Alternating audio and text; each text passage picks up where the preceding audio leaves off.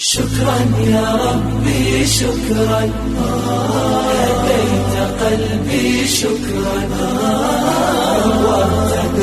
السلام الله عليكم ورحمة الله وبركاته. maanta waxaan idin hayaa war farxad leh. Allahu akbar, Allahu akbar, Allahu akbar.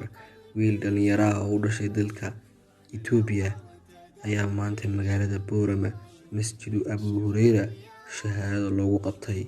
markii loo qabanayayna sidan bay u dhacday.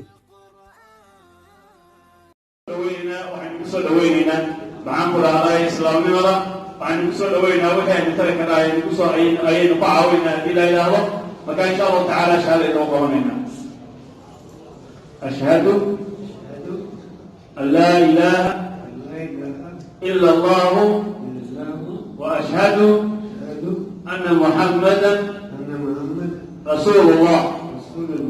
Allahu akbar, Allahu akbar, Allahu akbar. مجلس روحه ومصر لو رجل إن شاء الله تعالى بقى مجعلي أمام سيركم من بعد عشر شيء.